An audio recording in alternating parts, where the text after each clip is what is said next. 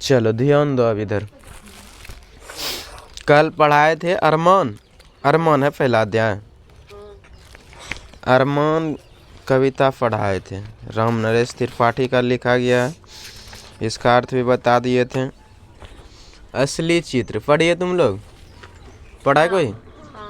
असली चित्र एक कंजूस सेठ का कहानी है। स्कूल में पढ़ाई कंजूस सेठ, सेठ एक था, पढ़ाते हैं तुम लोग को, समझो। राजा कृष्णदेव राय के राज्य में एक महाकंजूस सेठ रहता था। उसके पास अपार धन था, लेकिन एक कौड़ी खर्च करने में उसकी जान निकलती थी। किस राजा के राज्य में रहता था कृष्णदेव राय? एक महाकंजूस सेठ। किसके राज्य में? राजा कृष्णदेव राय। कहाँ पर?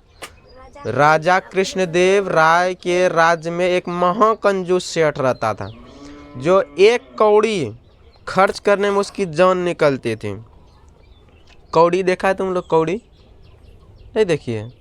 Yes sir. उजला जो हाँ, उजला पेट चीरा हुआ जो रहता है, उसको पहनता भी है, बच्चा सबको पहनाता है।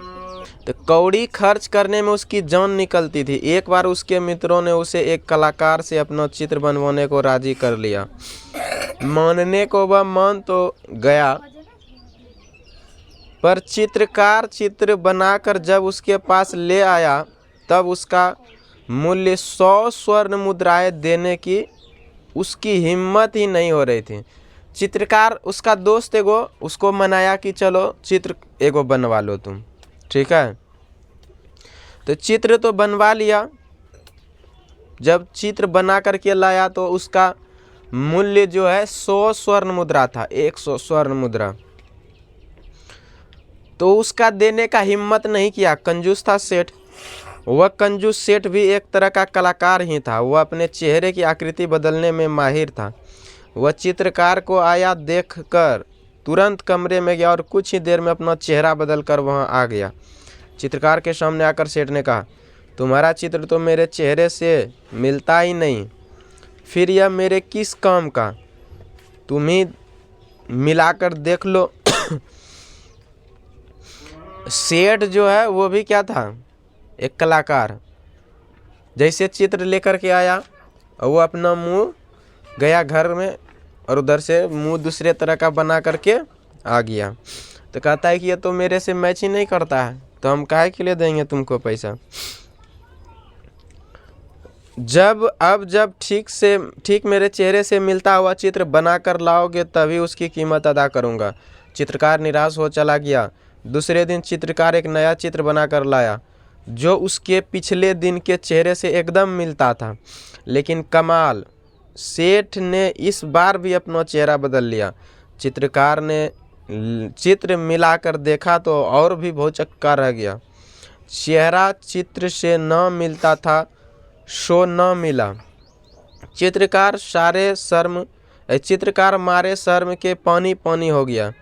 उसकी समझ में यह बात नहीं आ रही थी कि आखिर उससे ऐसी गलती हो कैसे जाती है। उसने फिर से चित्र बनाने का फैसला किया। अगले दिन वह फिर एक नया चित्र बनाकर ले आया, लेकिन सेठ की कारस्तानी से उस चित्र के साथ पूर्व के दिनों के जैसा ही हश्र हुआ। इसके बाद भी कई दिनों तक नए नए चित्र बनाता रहा और हर बार उसे निराशा हाथ लगी। कई दिनों तक रोज चित्र बना करके लाता था और वो क्या करता था? अपना चेहरा बदल लेता था, समझ गया, मुंह। तो चित्रकार जो है अब परेशान हो गया कि अब करे तो करे क्या। लेकिन कई दिनों के अनुभव से वह सेठ की चाल को समझ चुका था। वह सेठ की कंजूसी को भी जान गया था और पैसे न देने के कारण भी वह कई दिनों से अपनी मेहनत को बेकार नहीं जाने देना चाहता। कैसे कंजूस सेठ से पार पाया जाए, इस पर खूब सोचने लगे। ये जो सेठ बार बार ऐसे कर रहा था, तो ये समझ गया कि अब जो है सेठ मेरे साथ धोखा कर रहा है, ठीक है। अब जो है कि कैसे इससे पैसा वसूला जाए। तो इस पर खूब सोचने के बाद उसने तेनालीराम से मिलने का फैसला किया। उसके पास चित्रकार ने अपनी समस्या रखी और कोई समाधान निकालने की प्रार्थना की। थोड़ी देर सोचने के बाद तेनालीराम ने चित्रकार को सलाह दी, कल तुम कंजूस के पास एक आईना लेकर जाओ और कहो कि आज आपका बिल्कुल सही चित्र लेकर आया हूँ। खूब ठीक से मिलाकर देख लें, रत्ती भर भी फर्क नहीं मिलेगा। बस इतना भर करो और तुम्हारा काम चांदी। बोला कि तुम जो है कल जाना और एक आईना लेकर के चले जाना कंजूस के सेठ के पास और उसको बोलना कि देख लीजिए आज जो है चित्र में रत्ती भर भी फर्क नहीं है। आईना जो है जैसा रहेगा फोटो नहीं वैसा नहीं दिखाता है ना, उसमें तो चेंज जिसे मुंह बनाएगा वैसने दिखाई पड़ेगा। इसलिए उसको आईना बोला लेकर जाने के लिए। कल होकर चित्रकार तेनालीराम के कहे अनुसार आईना लेकर कंजूस सेठ के पास पहुंचा। सेठ के सामने आईना रखकर उसने कहा, सेठ जी आज आपका बिल्कुल सही चित्र बनाकर लाया हूँ, देख लें, इसमें किसी प्रकार की त्रुटि की गुंजाइश अब नहीं है। बोला कि आज जो है आपका बिल्कुल सही चित्र बना करके लाया हूँ, इसमें त्रुटि का कोई गुंजाइश नहीं है, अब गलती हो ही नहीं सकता। इस पर सेठ बहुत झुल्लाया और बौखला कर बोला, अरे यह चित्र कहाँ है, यह तो आईना है। चित्रकार ने तब सेठ को जवाब दिया, सेठ जी महाराज, आईना के सिवा आपकी असली सूरत और कौन बना सकता है। बस जल्दी से मेरे चित्रों की कीमत 1000 स्वर्ण मुद्राएं निकालें। अब सेठ समझ गया कि यह बुद्धि और सूझबूझ तेनालीराम की हो सकती है। उसने बिना देर किए 1000 स्वर्ण मुद्राएं निकालकर चित्रकार के हवाले कर दी। अगले दिन तेनालीराम इस घटना की खबर राजा कृष्णदेव राय को दी तो वह हंसते हंसते लोटपोट हो गए। चलो ख़त्म हो गया ये कहानी।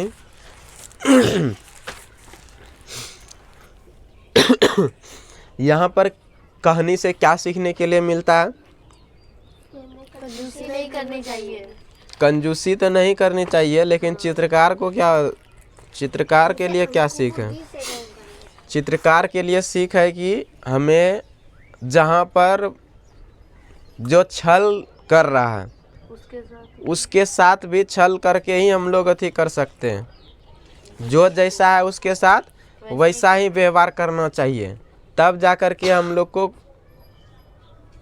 उससे छुटकारा मिल सकता है। जैसे कि कंजूस सेठ था, वो चापलूसी कर रहा था, इसका पैसा मार रहा था मेहनत का, तो वो क्या किया, अपने मेहनत का पैसा मारने के लिए भी अपना दिमाग लगाया। तेनालीराम बताया इसको, और जैसे को तैसा के करने के लिए, ठीक है। तो जो बुरा व्यक्ति है उसके साथ बुरा करने में कोई बुराई नहीं है। आगे देखो, अब इसका क्वेश्चन है, यह कहानी आपको कैसी लगी? इस संदर्भ में आप अपने विचार लिखिए। इस कहानी का कौन सा पात्र अच्छा लगा और क्यों? चित्रकार ने तेनालीराम से मिलने का फैसला क्यों लिया? अच्छा बताओ, 1 नंबर का पहले बताओ, यह कहानी आपको कैसी लगी? इस संदर्भ में आप अपने विचार लिखिए। कैसा लगा ये कहानी? बोलो बोलो ना, अच्छा चाहे खराब, जो जैसा लगा। अच्छा लगा सर, लेकिन मैं सोच के लिख लेंगे। इस संदर्भ में अपने विचार लिखने के लिए कह रहा है, इस कहानी के संदर्भ में कि कैसा लगा, इसमें कौन सा पात्र कैसा है। फिर आगे कहता है, इस कहानी का कौन सा पात्र अच्छा लगा और क्यों? इस कहानी का पात्र कौन सा अच्छा लगा तुम लोग को? चित्रकार की सेठ की तेनालीराम? तेनालीराम और चित्रकार क्यों अच्छा लगा? क्योंकि उसने उस चित्रकार को ऐसी सलाह दी जिससे कि वह उससे छुटकारा पा सका। और फिर जब तेनालीराम ने राजा कृष्णदेव राय को बात बताई तो वो हंसते हंसते लौट। चित्रकार ने तेनालीराम से मिलने का फैसला क्यों लिया? क्योंकि चित्रकार को उसके मेहनत का पैसा जो है वो नहीं दे रहा था सेठ, कंजूस सेठ। तो सोचा कि जहाँ पर अब बल नहीं काम आता है वहाँ पर बुद्धि काम आता है। समझ गए? साम दाम दंड भेद 4 गो नीति होता है। के गो नीति है? 4 नीति है। साम दाम दंड भेद।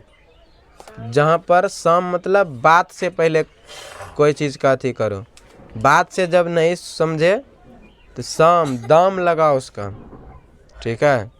दूसरा क्या है, दाम, उसको मोल खरीद लो।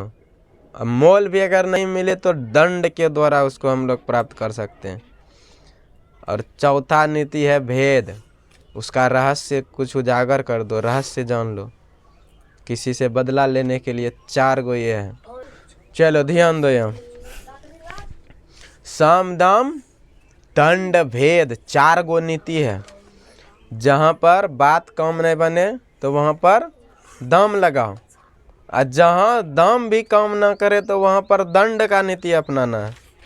और दंड का भी जब नीति काम नहीं करता तब वहाँ पर भेद उसका उजागर करो, कुछ भेद जान लो, तब जाकर के कोई शत्रु को हरा सकता है। शत्रु को हराने का 4 गो नीति है, साम दाम दंड भेद, साम दाम दंड भेद, साम दाम दंड भेद, 4 गो नीति है, समझ गया।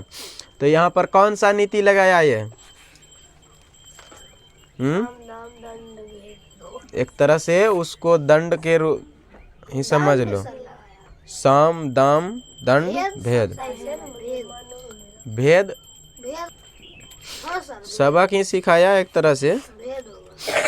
चित्रकार ने तेनालीराम से मिलने का फैसला क्यों किया? क्योंकि उसका पैसा नहीं दे रहा था सेठ, और उसकी चाल को भी वो समझ गया। हाँ, और वो समझ गया था कि चित्रकार थी, सेठ जो है कंजूस है, ये पैसा हमको देगा नहीं। तब सोचा कि अब तेनालीराम से भेंट करते हैं, वही मेरा पैसा दिलवा सकता है। आगे है 4 नंबर, 1 कौड़ी खर्च करने में उसकी जान निकलती थी। इस वाक्य का आशय स्पष्ट करें। 1 कौड़ी खर्च करने में उसकी जान निकलती थी। कौड़ी जो है पहले के समय में चलता था, जैसे पैसा अभी चलता है, समझ गए।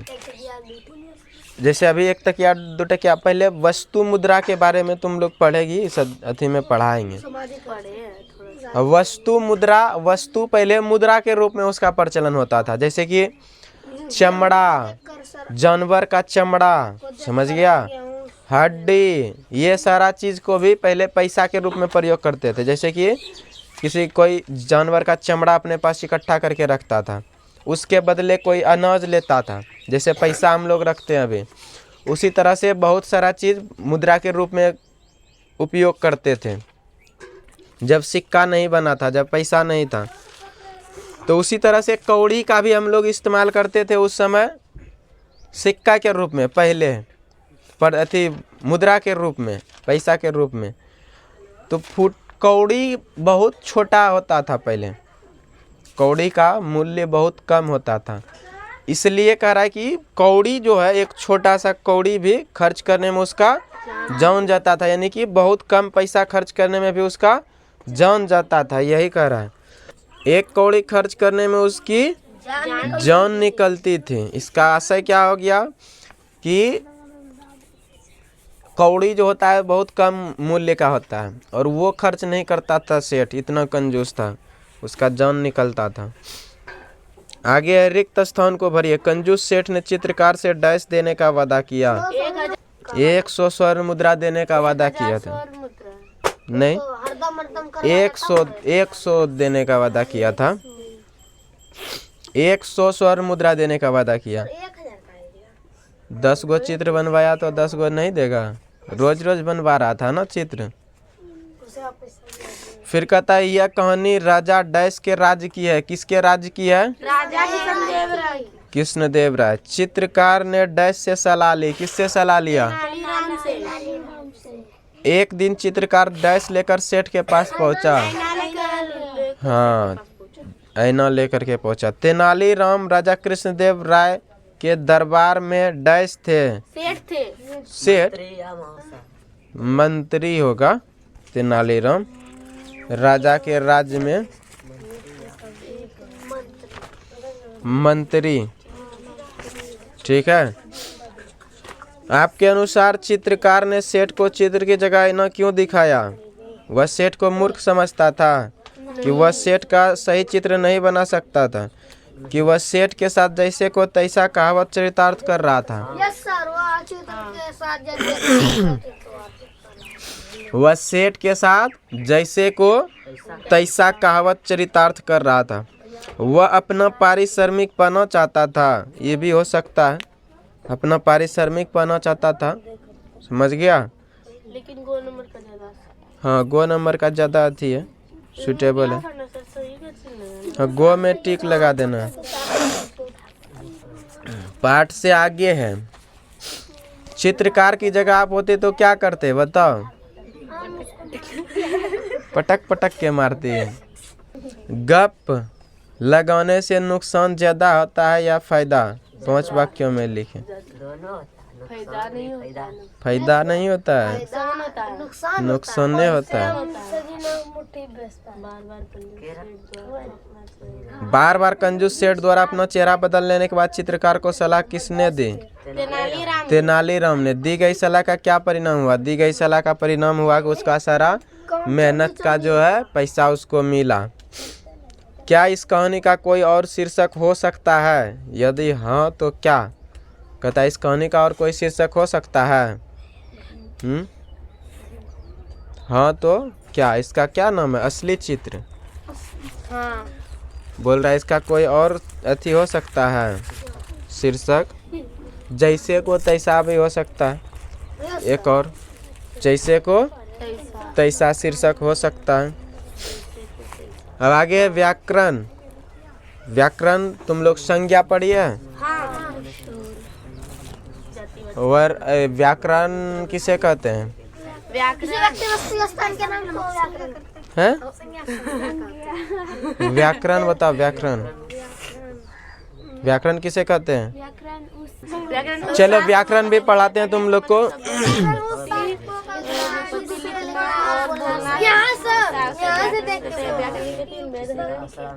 क्वेश्चन आंसर इसका तुम लोग का व्हाट्सएप में भेज देंगे सबका। इसका जो क्वेश्चन आंसर है अब लिखाएंगे नहीं तुम लोग को। मोबाइल नहीं तुम्हारे घर में? नहीं।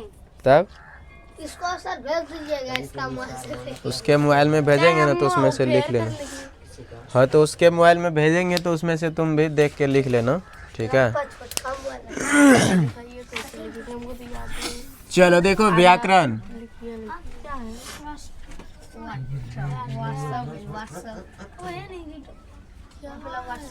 व्याकरण, व्याकरण भाषा किसे कहते हैं ये पता है? हाँ। लिखते चलो, इसको भी फेयर करते जाना तुम लोग। भाषा किसे कहते हैं?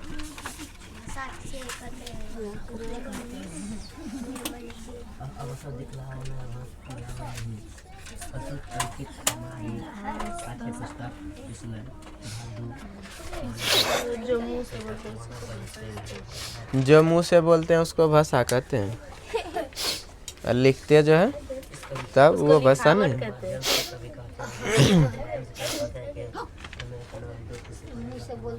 लिखो, जिसके द्वारा मनुष्य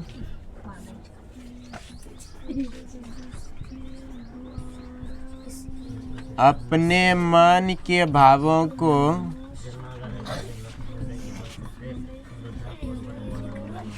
लेख कर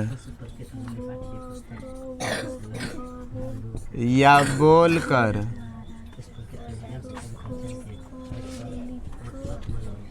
दूसरों पर प्रकट करता है।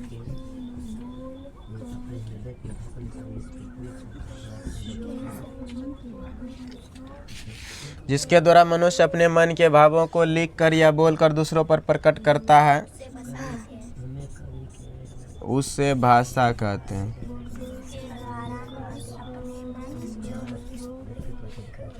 जिसके द्वारा मनुष्य अपने मन के भावों को लिख कर या बोल कर दूसरों पर प्रकट करता है उसे भाषा कहते हैं। भाषा के 3 रूप होते हैं।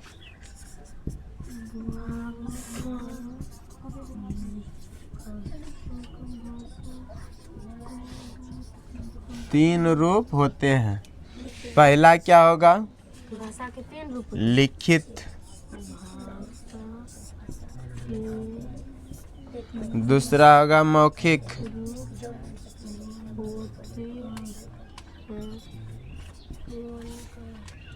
और तीसरा हो जाएगा सांकेतिक।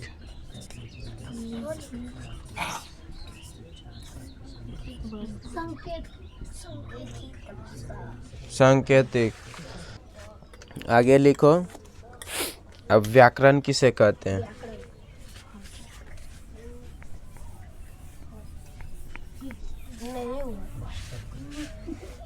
उसका बगल से देख करके लिखो।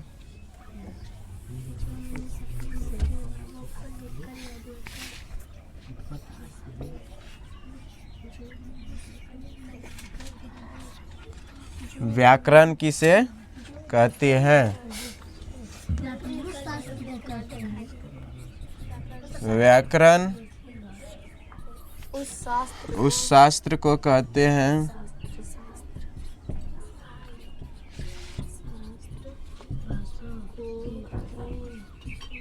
जिसको पढ़ने से मनुष्य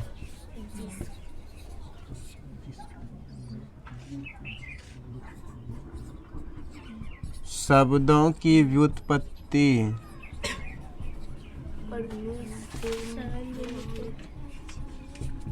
शुद्ध शुद्ध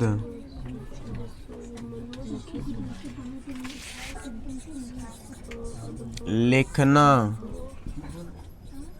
और बोलना सीखता है।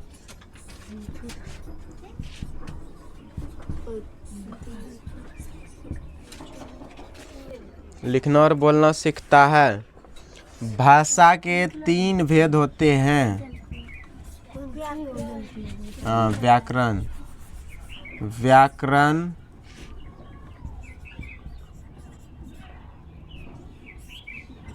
के 3 भेद होते हैं। पहला भेद क्या होगा? वर्ण विचार।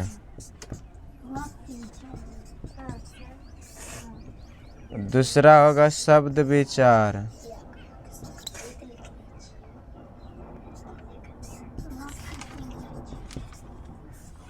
तीसरा हो जाएगा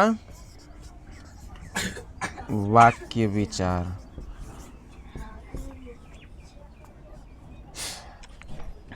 व्याकरण के कितने भेद होते हैं? कौन कौन सा? जल्दी से लिखो, जल्दी जल्दी लिखो। वैसे मत लिखो, ऐसे सीधा लाइन में लिखो। ये सारा याद करने में आसान रहता है। ठीक है, इस चीज को ना सीधा लिखो, सीधा लाइन में।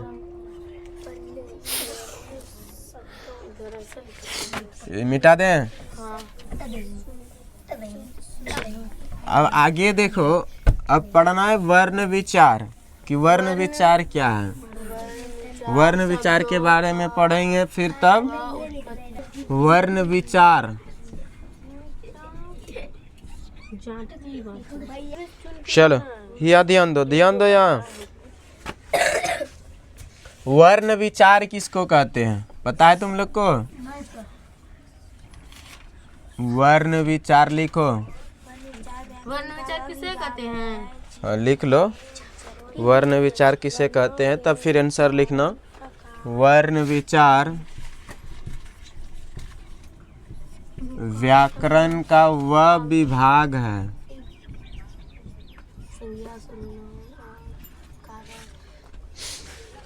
वर्ण विचार व्याकरण का वह विभाग है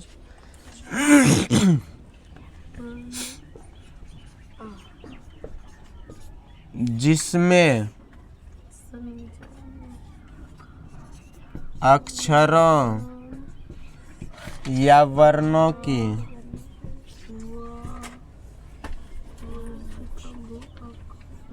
उच्चारण, आकार,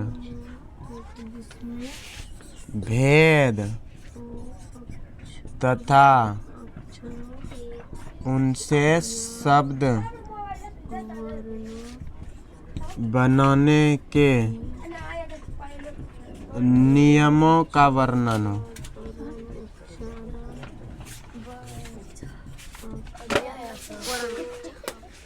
आगे लिखो वर्णों की संख्या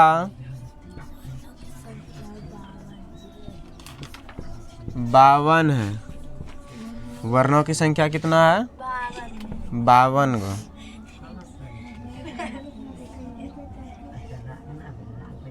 फिर लिख लो नीचे, वर्ण के 2 भेद होते हैं।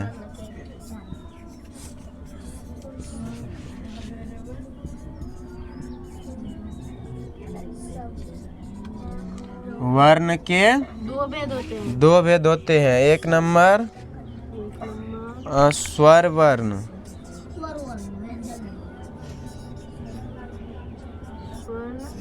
स्वर वर्ण। दूसरा व्यंजन वर्ण। व्यंजन वर्ण।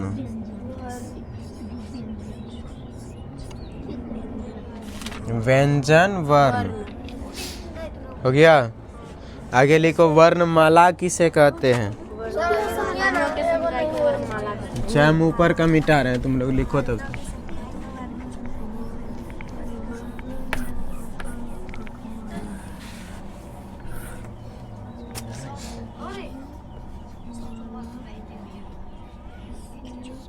वर्णमाला किसे कहते हैं?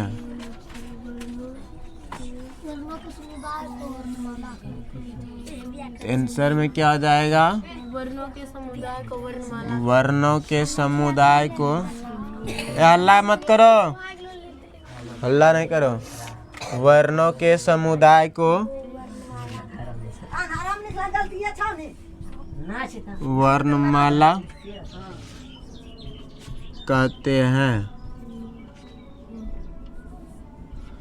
चलो आज यहीं तक रहेगा तुम लोग का, ठीक है। इससे आगे स्वर वर्ण और व्यंजन वर्ण कल पढ़ाएंगे, और हिंदी का क्वेश्चन आंसर तुम लोग बना करके आना। राइटिंग चुन के ना लिखना है इसको। वो संज्ञा है, संज्ञा, संज्ञा पढ़ाएंगे उसको